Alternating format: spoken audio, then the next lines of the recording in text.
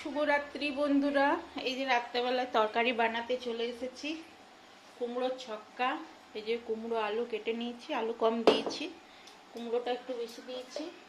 এটা ছোলার ডালটা ভিজিয়ে রেখেছি, ছোলার ডাল দিয়ে কুমড়োর ছক্কা বানাবো।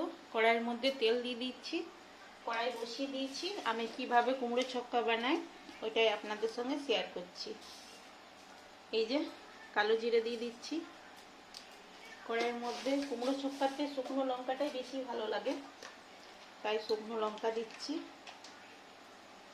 এই যে দুখানা শুকনো লঙ্কা দিলাম, আর এই যে একটু হিং দিয়ে দিচ্ছি। কুমড়োর ছক্কাতে হিং দিলে ভালো লাগে খেতে, হিং দিয়ে দিলাম।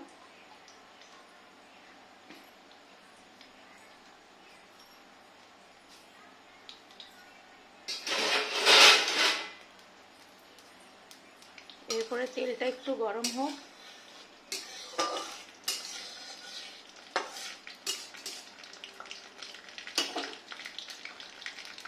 আপনারা সব কীরকমভাবে কুমড়ো ছক্কা বানান কমেন্টে জানাবেন। আমি এইভাবেই বানাই। কুমড়ো আলুটা কিন্তু আমি একটু ভাপিয়ে নিয়েছি। আমি তো আগেও বলেছি যে আমি সবজি যা কিছুই রান্না করি একটু ভাপিয়ে নিই। শ্রাবণ মাস পড়েছে তাই একটু মেহেন্দি লাগিয়ে নিয়েছি, চুড়িও পরে নিয়েছি সবুজ। সবাই পরে তাই পরেছি, জানি না কী জন্যে পরে। এই যে কুমড়ো আলুটা দিয়ে দিচ্ছি কড়াইয়ের মধ্যে।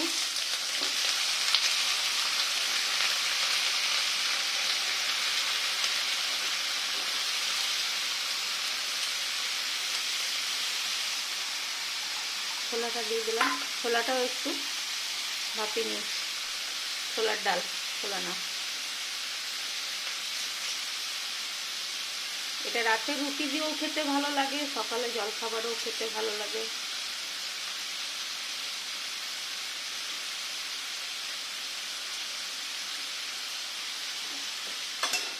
খুন্তি দিয়ে ভালো করে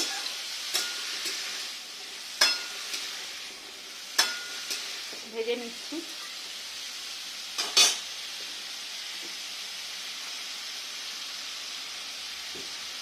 হলুদ গুঁড়ো দিয়ে দিলাম,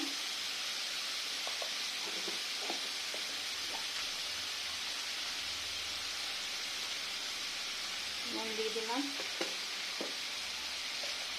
কুমড়ো ছক্কাটা একটু মিষ্টি মিষ্টি হয়, একটু চিনি দিয়ে দিলাম, আর একটু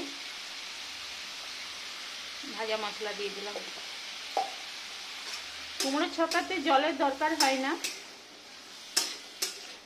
কুমড়োর থেকে যে জলটা বেরোয় ওইটাতেই তৈরি হয়ে যায়। আমি এইভাবে কুমড়ো ছক্কা বানাই, আপনারা কীভাবে বানান জানাবেন। এই যে ভেজে নিই। ঠিক আছে, আবার দেখা হবে অন্য কোনো ভিডিওর সাথে। আমার কুমড়ো ছক্কা চাপানো হয়ে গেল, কুমড়োটা ভালো করে ভেজে নিই, ভাজার পরে ঢাকা দিয়ে দেবো। টাটা বাই, আবার দেখা হবে অন্য কোনো রান্নার ভিডিওর সাথে।